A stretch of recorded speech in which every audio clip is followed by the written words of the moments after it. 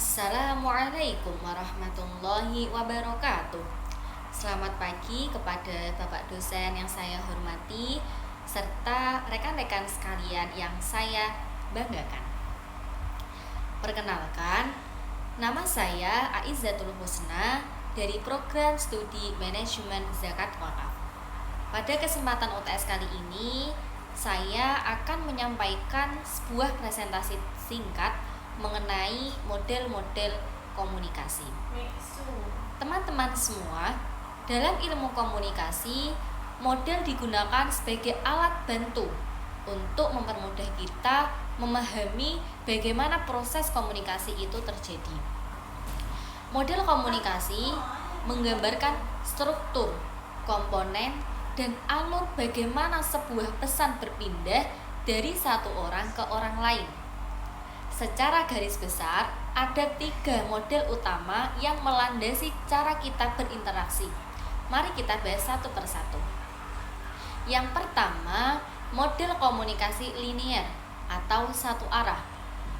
Model ini merupakan pandangan klasik di mana komunikasi dilihat sebagai proses penyampaian pesan secara garis lurus dari komunikator kepada komunikan. Ciri utamanya adalah tidak adanya umpan balik atau feedback secara langsung dari penerima pesan. Salah satu contoh teorinya yang terkenal adalah model Shannon dan Weaver atau model Aristoteles. Dalam model ini, pengirim fokus mentransmisikan pesan dan penerima hanya bertindak sebagai target pasif. Gangguan atau noise seringkali menjadi hambatan dalam alur komunikasi ini. Contohnya, ketika kita sedang menonton berita di televisi atau mendengarkan siaran radio atau saat kita membaca pengumuman di papan informasi kampus. Kita menerima informasi tersebut, tetapi kita tidak bisa memberikan respon atau berdialog langsung saat itu juga dengan penyampai pesannya. Yang kedua, model komunikasi interaksional atau 2 arah. Model ini selangkah lebih maju dibanding model linear. Model interaksional menggambarkan komunikasi sebagai proses 2 arah yang melingkar, di mana pengirim dan penerima pesan saling bergantian peran. Ciri khas dari model ini adalah adanya umpan balik atau feedback. Namun prosesnya terjadi secara bergantian, bukan dalam waktu yang bersamaan. Model ini juga sangat dipengaruhi oleh bidang pengalaman masing-masing individu. Seseorang mengirim pesan, lalu penerima merespon.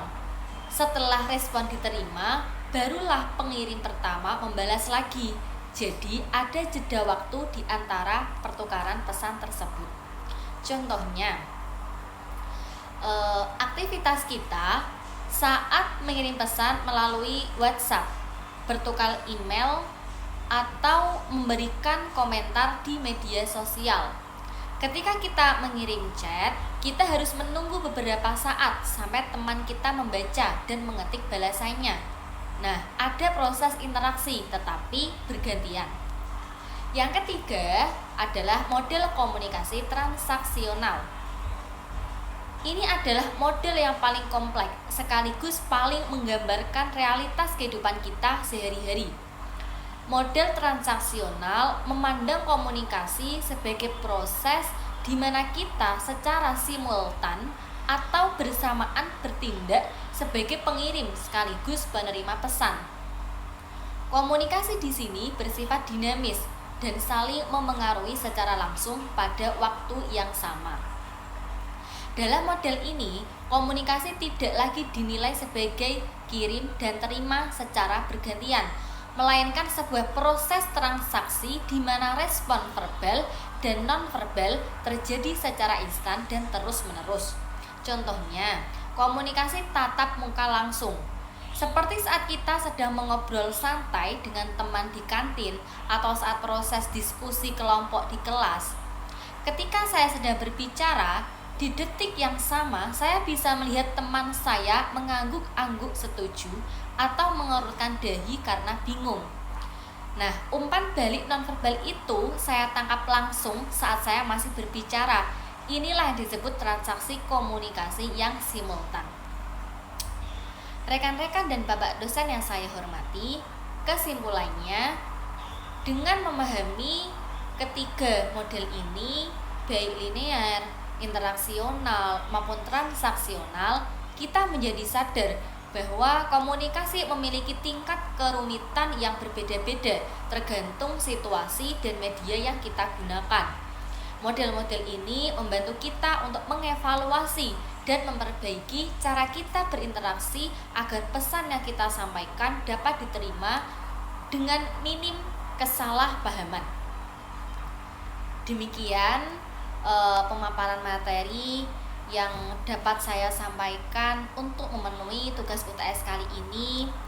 Semoga pemikiran ini dapat bermanfaat dan menambah wawasan kita bersama. Mohon maaf atas segala kekurangan. Terima kasih atas perhatiannya. Wabillahi taufiq wal hidayah. Wassalamualaikum warahmatullahi wabarakatuh.